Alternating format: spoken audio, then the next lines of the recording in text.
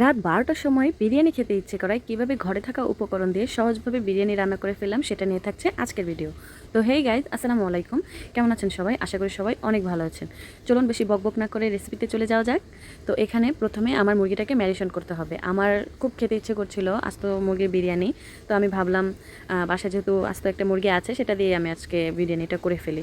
আপনারা চাইলে এটাকে পিস পিস করে ওই সেম ওয়েতে রান্না করতে পারবেন। তো মুরগিটা ম্যারিনেশনের জন্য আমি একটু লবণ, মরিচের গুঁড়া, টক দই এবং আদা রসুনের পেস্ট দিয়ে ভালোভাবে এটাকে মেখে নিয়েছি। এরপর হচ্ছে কড়াইতে তেল দিয়ে দিলাম। বেশ খানিকটাই তেল লাগবে এখানে, যেহেতু অনেক ভাজাভাজির বিষয় আছে। তো প্রথমে আমি পেঁয়াজগুলোকে বেরেস্তা করে নিচ্ছি। এখানে পেঁয়াজ বেরেস্তাটা খুব ইম্পর্টেন্ট, কেননা যে কোনো রোস্ট বা চিকেন রান্নাতে যদি পেঁয়াজ বেরেস্তা দেন তাহলে এটার টেস্ট অনেক গুণ বেড়ে যায়। তো এরপর বেরেস্তাটা উঠাই নিয়ে আমি হচ্ছে এখানে গাজর এবং কিশমিশ ভেজে নিয়েছি। এটা সম্পূর্ণ অপশনাল, আপনারা যদি এটা দিতে না চান তবু আপনার বিরিয়ানির টেস্টে কিন্তু কখনোই কোনো কমতি আসবে না, কেননা এটা জাস্ট এমনি একটু আলাদা টেস্টের জন্য।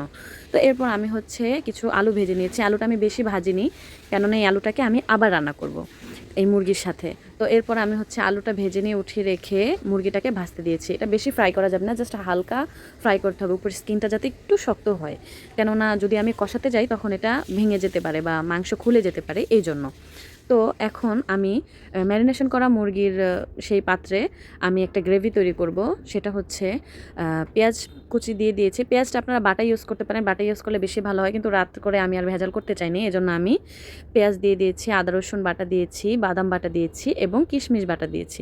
লবণ আর একটু মরিচের গুঁড়া দিয়ে একটু পানি দিয়ে আমি এটা সুন্দর করে মাখিয়ে নিয়েছি। ও লেবুর রসও দিয়েছি। তো পরবর্তীতে আমার মুরগি ভাজা হয়ে গেলে এই মশলাটা আমি সুন্দর করে তেলে দিয়ে দিলাম। এটাকে সুন্দর করে ভেজে পানি দিয়ে ভালোভাবে কষাতে হবে।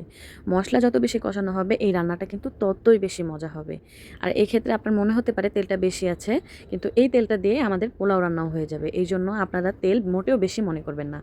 তো আমি প্রথমে ভেবেছিলাম গরম মশলা দিয়েছি, আমার খেয়াল ছিল না, তাই আমি গরম মশলাটা পরে দিয়ে দিয়েছি। আপনারা এটা গ্রেভিটা দেওয়ার আগেই গরম মশলাটা দিয়ে নেবেন।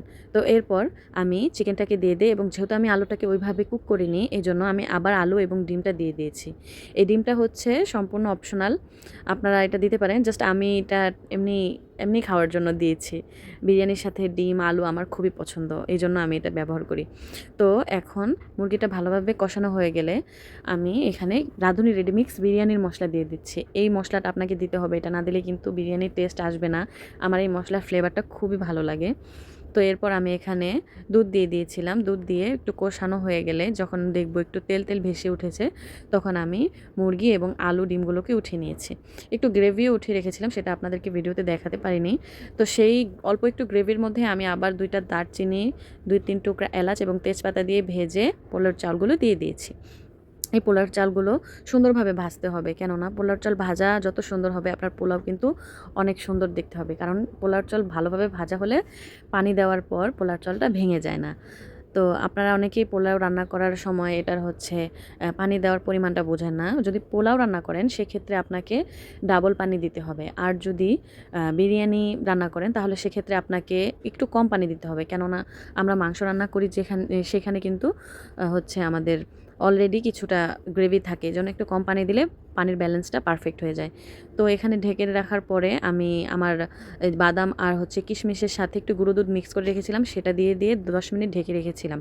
তো পোলাওটা যখন হয়ে এসেছে তখন আমি এর মধ্যে চিকেনটা এবং আলুগুলো দিয়ে সুন্দর করে চেপে চেপে ঢেকে দিয়েছি, দমে রেখেছি আর কি। এখানে 10 মিনিট দমে রাখলেই হয়ে যাবে। তো আমি এটা সব সুন্দরভাবে 10 মিনিট দমে রেখেছি। তো গাইজ, আপনারা যদি ভিডিওটা দেখে থাকেন তাহলে আপনার মাথায় কী আসছে সর্বপ্রথম? এটা কিন্তু অবশ্যই ফ্রেন্ডস ফ্যামিলি নিয়ে খাওয়ার মতন একটা রেসিপি। হোক রাত বা হোক কোনো অকেশন, যে কোনো সময় আপনার এই ভিডিওটা দেখে আপনারা রান্না করে খেতে পারবেন। বিশেষ করে আপনার হাজব্যান্ডকে সারপ্রাইজ দিতে বা জামাই আদর করতে কিন্তু অবশ্যই এই ভিডিওটা আপনারা ফলো করতে পারেন। এরকম ঘরে থাকা উপকরণ দিয়ে বিরিয়ানি রান্না করাটা আপনাদের কাছে কেমন লাগলো সেটা কিন্তু অবশ্যই আমাকে জানাবেন। আর বাসায় ট্রাই করে আমাকে কমেন্ট সেকশনে জানাতে কিন্তু ভুলবেন না।